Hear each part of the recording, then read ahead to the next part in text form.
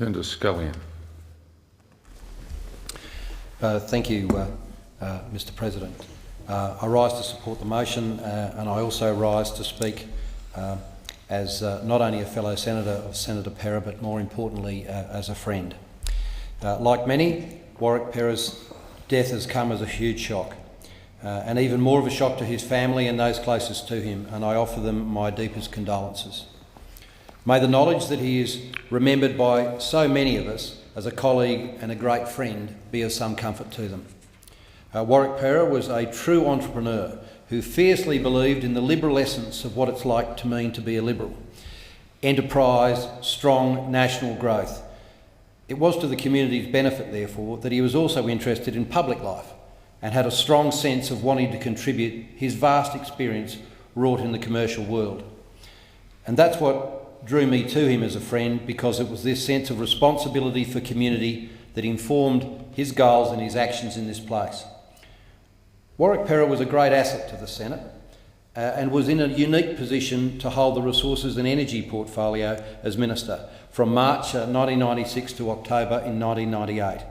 He had a distinguished career in the mining industry and could easily have continued to be an industrialist without putting himself through the rigour of public life.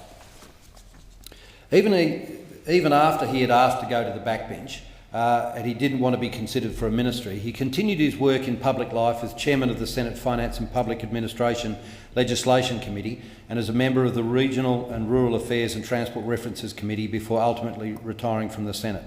He left the Senate, as I think we would all like to, at a time of his choosing. Warwick Parer's ministerial role was preceded, however, by shadow portfolios and committee work during 12 long years in opposition. Again, Warwick's commitment to public life during this darker period politically shone through. Because it's always easier, and my colleagues will agree, to find motivation to strive when in government when everything is on your side. But when you're plugging away day in, day out, without acknowledgement, that's a true test of a commitment and character, and Warwick Parer had both in spades. He certainly never shied away from the hard stuff. And because in my former life in the fishing industry, and when Warwick was Minister for Resources and Energy, I got to know him well. He understood the issues facing the industry, particularly the needlessly complex regulatory processes at that stage that had really nothing to do with the management of the resources and the protection of the environment.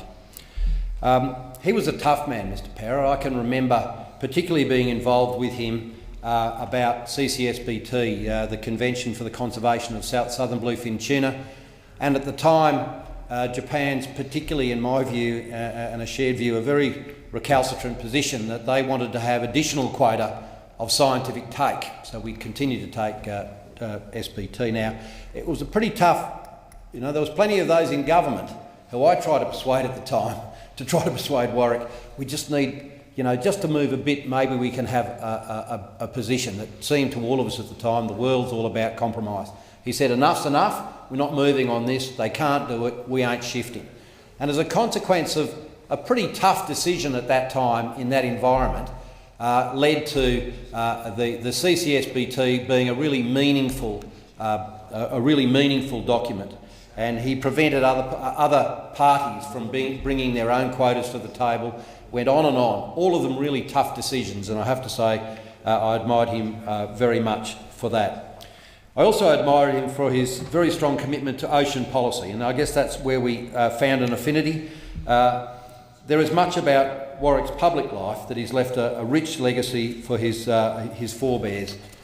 His commitment, for example, to also the conservation of the Patagonian toothfish with the Great Southern Ocean. Now, much of the actual work that was to be done in a sense of everybody visibly seeing the effect, he was the first one to suggest to me, he said, well, Nigel, if we're going to have a sustainable fishery there, we need to have, this is a greenfield site in a real sense. We can get this right. And I have to say at the time I represented a whole spectrum of people who, in a commercial sense, that wasn't everything they needed to hear. So he said, the sort of environmental things we'll need is that people always say, well, there's bilge comes out and there's this and that happens and bycatch. He said, we need a fishery that just prohibits all of those things.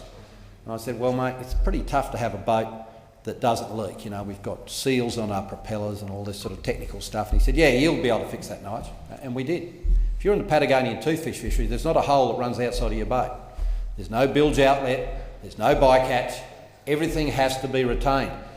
And because of his toughness, I suppose, and the capacity to negotiate technical matters and his confidence that given the opportunity, because he was going to stay his ground, we knew that we would find technical solutions to the problems. And whether the issues were in relation to forest policy, fishing, mining, or some of the regional forest agreements, he brought this common sense to the issue, as well as what I consider a very intellectual approach. And I certainly admired the way in the most difficult of circumstances he was able to use those values. He understood the importance of jobs and exports, and he certainly was a warrior for the working Australian. I can vouch for his absolute abiding devotion to his spouse, his children, and now his grandchildren. He was a champion for Queensland, a champion for his countrywomen and men in Australia from all walks of life. This was recognised when he was appointed as a member for the Order of Australia in 2005. We've lost a truly gentle man, and I can say with a degree of certainty that both sides of politics will mourn his capacity for friendship across the political divide. He will be missed. Veiled to your friend, Warwick Parer.